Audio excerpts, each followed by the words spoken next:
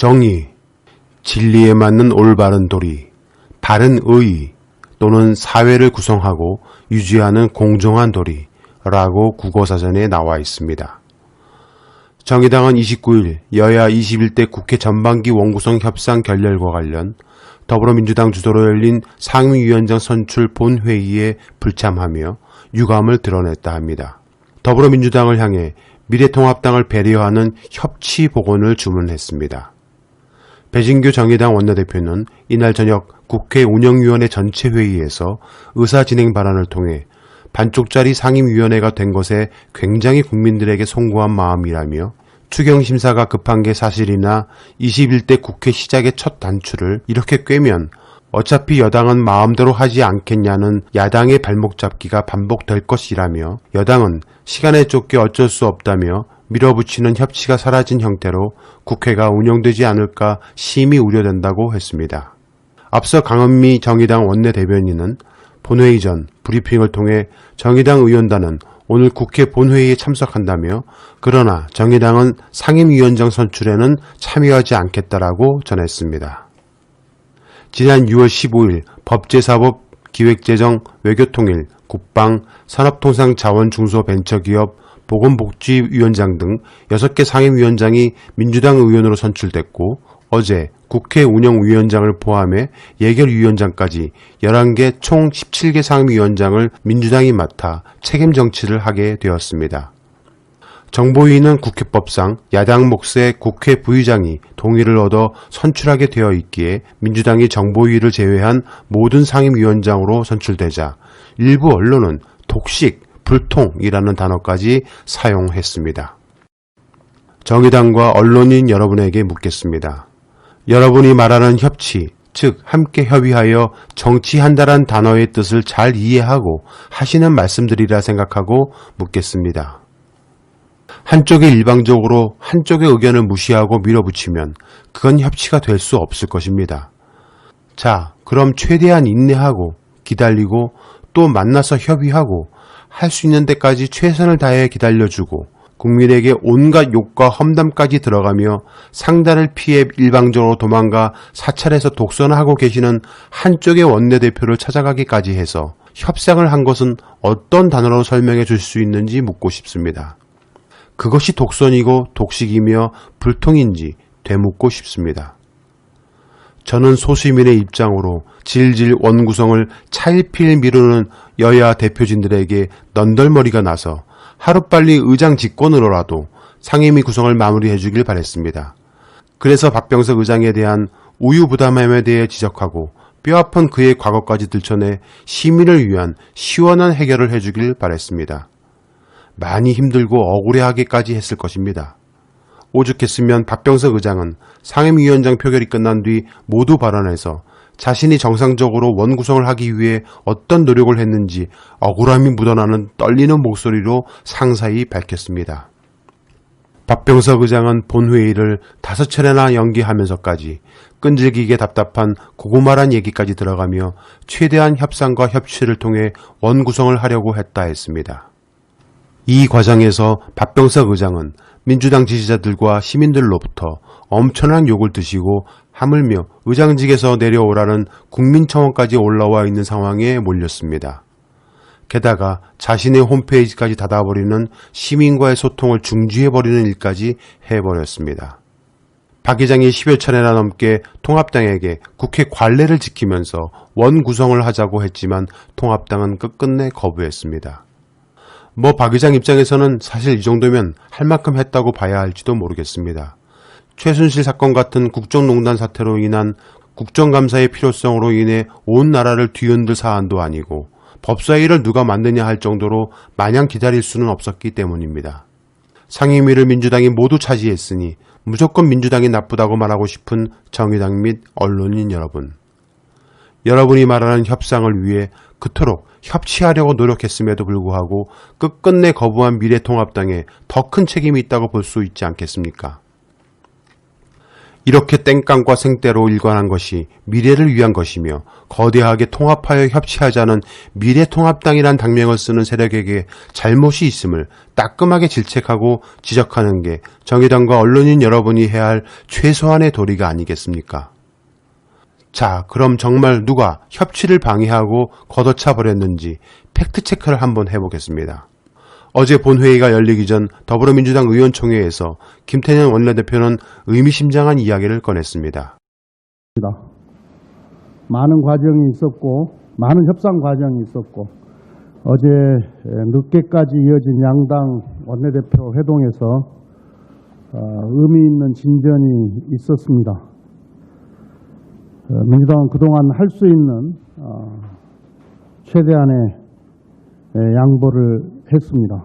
그러나 오늘 오전 미래통합당이 거부 입장을 통보해 왔습니다. 어제 많은 진전을 이루었던 중에 가합이라고 할 수 있었던 안을 미래통합당이 거부했습니다. 이로써 미래통합당과의 협상은 결렬되었습니다. 21대 국회, 일하는 국회를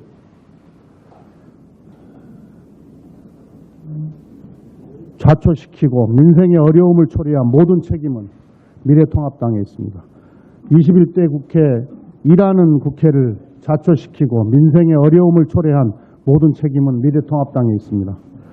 민주당은 미래통합당을 제외한 제 정당과 협의하여 오늘 본회의를 열어 상임위원장을 선출하고 국회를 정상 가동하겠습니다. 민주당 김태년 원내대표는 사실상 원내대표끼리는 합의에 이르렀지만 어떤 의사결정 구조로 결정됐는지 모르지만 결국 미통당으로 인해 무산됐다고 설명했습니다. 이건 뭐 원내대표끼리 협상을 해서 최종 합의에 이르렀는데 무산됐다는 것입니다. 더불어민주당 이해찬 대표도 미통당은 창구가 일원화가 안 된 것 같다. 그래서 협상자와 최종적으로 판단하는 사람이 견해가 달라서 이런 상황에 이르렀다고 말했습니다. 결국 통합당은 협상하는 사람 따로 이를 결정하는 결정권자가 따로 있었다란 말입니다. 협상자는 당연히 주호영 원내대표였고 결정권자는 누구였을까요? 현재로서는 김종인 비대위원장이 그렇게 결정했을 것이란 중론입니다. 누구든 통합당의 원내대표의 합의를 무산시킬 만한 결정권자가 미통당에 있었기에 주호영 원내대표와의 협상과 협치는 의미가 없었다고 봐야 합니다. 그렇게 합의해놓고 자신들 진영 사람들에게 나는 할 만큼 했다는 것을 당당히 말하듯 협상 중 탁자 없고 나오고 싶었다란 언론 플레이를 하시는 주호영 미통당 원내대표가 참으로 딱하고 측은하기까지 합니다. 제대로 된 원내대표하고 싶거든 자신이 합의한 거나 자기 당에 떳떳이 관찰시키시길 바랍니다. 정의당과 언론인 여러분, 최소한 이 정도는 좀 알아보셔야 하는 거 아닙니까? 누가 협상을 깨고 누가 협치를 안 하려 들었는지 정도는 팩트체크를 해보고 나서 그런 브리핑이나 기사를 내야 하는 것 아니겠습니까?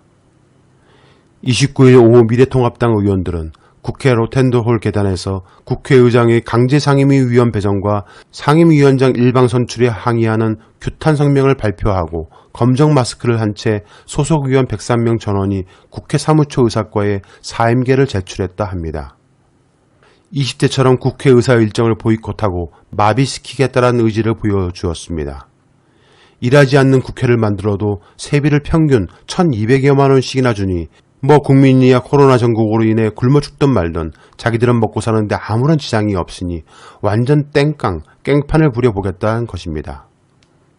어제 본회의가 끝난 뒤 17개 상임위 대부분은 저녁 늦은 시간까지 회의를 하면서 국무총리와 장관들이 참석한 가운데 추경안 예산안 심사에 앞서 위원장 및 위원 인사 등 예결위 방향에 대해 토론하였습니다.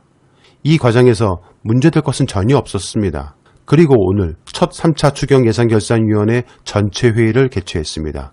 늦어도 이번 주 금요일까지 최종 3차 예산안을 통과시키기로 했습니다. 이미 법사위나 국방위 등 기존에 열렸던 상임위도 성원이 성립돼 회의에는 전혀 지장 없이 순조롭게 진행되고 있습니다. 통합당의 그 결정권자가 누구든 17개 상임위 다 가져간 민주당이 잘못하면 국민이 등을 돌릴 테니 그때까지 계속 목리를 부리고 전략이랍시고 의회 독재 규탄이란 전략을 짰다고 합니다. 통합당은 오늘 비상의원총회를 열어 그들이 말하는 민주당 상임위 독식에 대한 비판과 슈퍼갑질 운운하며 자기들끼리 모든 의원이 토론하는 이른바 끝장 토론을 이어가고 있다 합니다.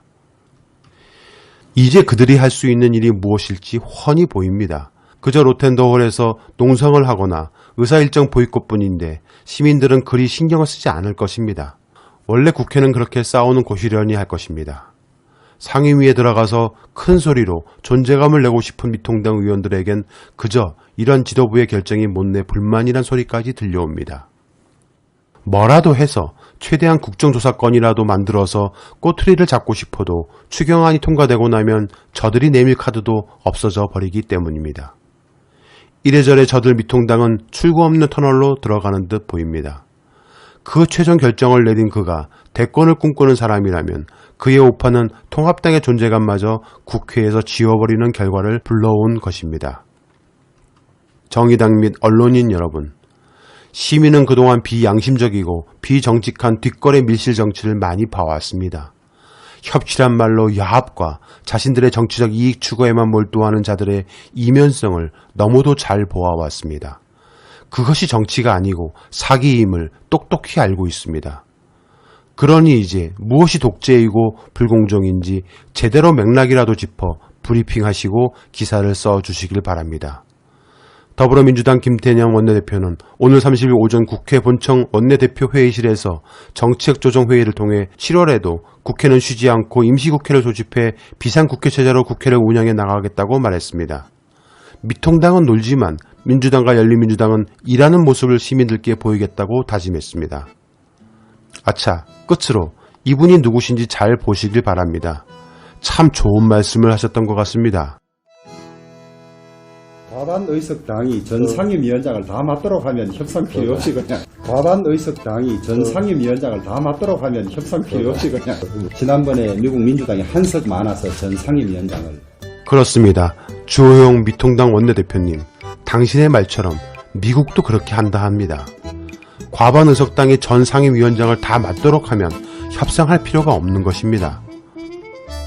이제 민주당과 열린민주당은 책임 정치로 열심히 일할 테니 여러분은 세비 반납하시고 안방에서 선풍기 틀고 막장 드라마나 시청하시길 바랍니다.